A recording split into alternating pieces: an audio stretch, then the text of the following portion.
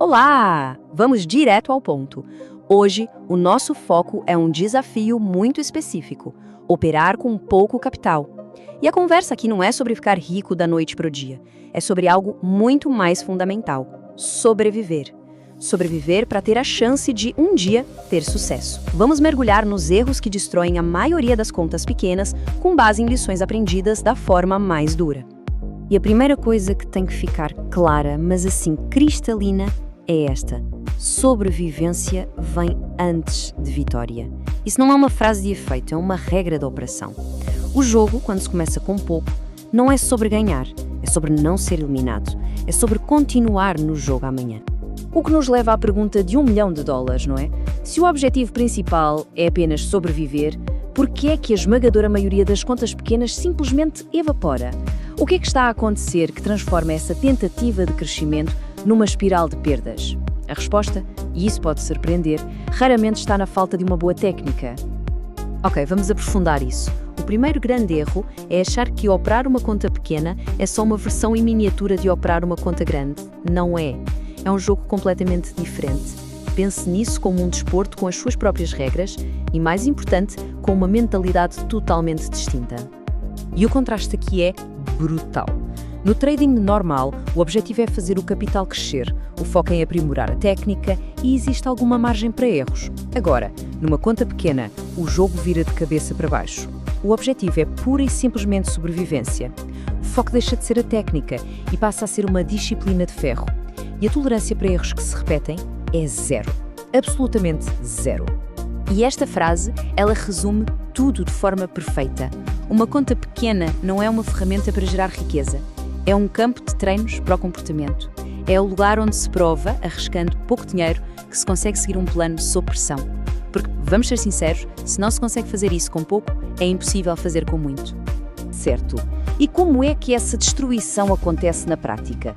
O primeiro grupo de erros fatais não vem do gráfico, vem da mente. E todos eles têm uma raiz em comum: a pressa. Uma mentalidade movida pela urgência de que as coisas aconteçam agora. E essa pressa aparece de várias formas, né? É a pressa para recuperar o dinheiro que se perdeu ontem. É a pressão esmagadora de precisar que o mercado pague as contas do mês. Ou então é o ego, a necessidade de provar para si ou para os outros que se é capaz. Todas essas pressões levam a decisões simplesmente catastróficas. E a verdade dura, aquela que ninguém gosta de ouvir, é esta: o mercado é completamente indiferente. Ele não sabe e não quer saber das contas para pagar, das perdas do passado ou da necessidade de validação. Tentar impor a própria urgência ao mercado é o caminho mais rápido para a ruína. Ok, já entendemos a mentalidade que leva ao desastre. Mas como é que isso se transforma numa ação?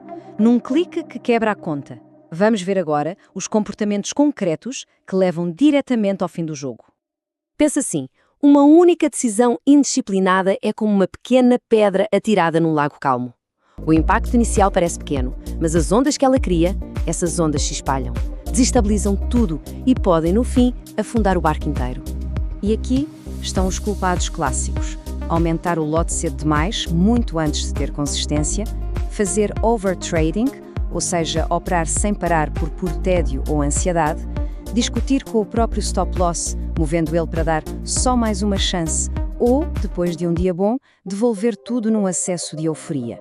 O ponto-chave a reter é: contas pequenas não morrem por causa do stop, elas morrem por causa do lote. Mas porquê? Porquê é que é tão difícil parar com estes comportamentos? Se uma pessoa sabe que está errado, por que continua a fazer? A resposta não está na falta de inteligência, está na neuroquímica. Existe um inimigo secreto a operar dentro do nosso próprio cérebro. E o nome desse inimigo é dopamina.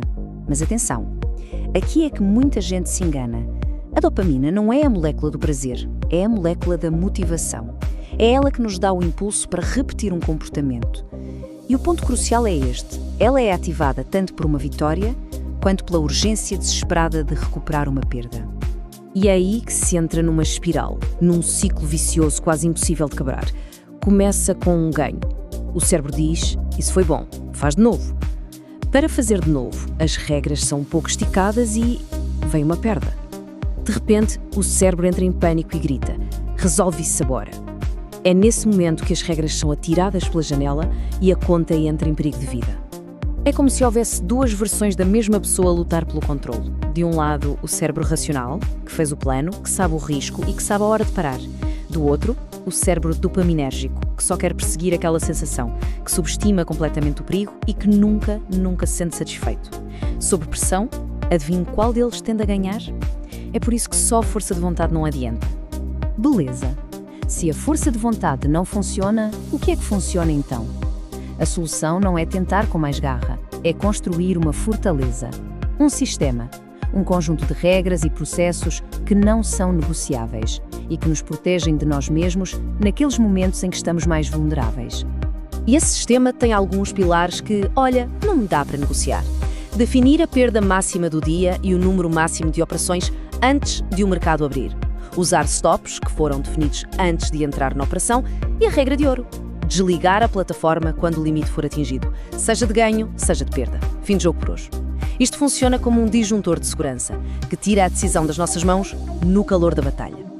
E isto muda tudo, percebe? A disciplina de verdade não é ser um super-herói da força de vontade, é ser um bom engenheiro. É criar um sistema que torna a autossabotagem, se não impossível, pelo menos muito mais difícil. E aqui a gente volta para uma ideia que parece estranha no início, mas que é vital. Numa conta pequena, o sucesso mede-se de forma diferente. Às vezes, a decisão mais lucrativa do dia é de não fazer nada. Não operar quando as condições não estão boas ou parar depois de atingir o limite. Isso é uma vitória.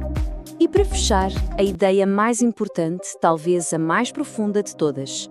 O verdadeiro objetivo não é ter um dia espetacular de ganhos. A vitória real, aquela que leva à consistência, é muito mais simples. É conseguir parar a autossabotagem um dia de cada vez. O jogo não fica mais fácil. É quem está a operar que se torna mais forte.